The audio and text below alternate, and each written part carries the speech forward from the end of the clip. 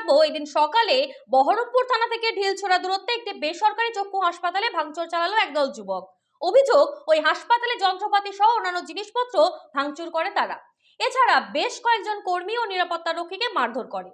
ঘটনার পর ওই হাসপাতালের পক্ষ থেকে বহরমপুর থানায় জানানো হয়েছে। চলুন শুনে নেওয়া যাক ওই হাসপাতালের ম্যানেজার শর্মিষ্ঠা দত্ত ভট্টাচার্য কি বলছেন। লম্বা চুল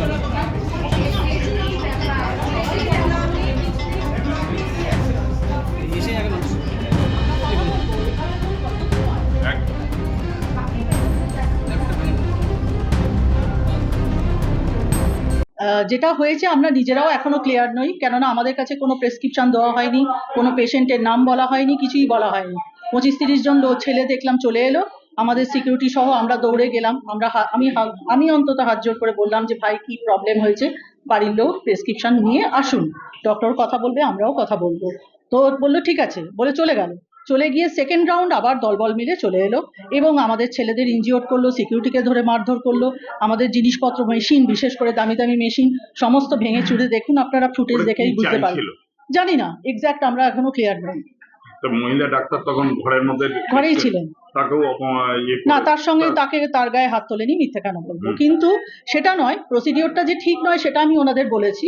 ওরাও বললো ঠিক আছে যাচ্ছি বলে প্রেসক্রিপশন নিতে চলে গেল।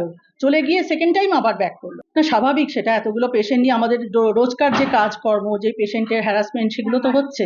আমরা তো লুজার। তরফ থেকে অফিসিয়ালি পুলিশকে জানানো হয়েছে, পুলিশ বললেন জিডি করুন, আমরা আসছি। তো আসেননি এখনো। আমি আবার সেকেন্ড টাইম ফোন করলাম আইসি সাহেবকে, তো উনি আসছেন বললেন, আমরা জিডি করতে যাচ্ছি। সুনিতা, মুর্শিদাবাদের সর্বকালের সেরা এবং ঐতিহাসিক বস্ত্র প্রতিষ্ঠান।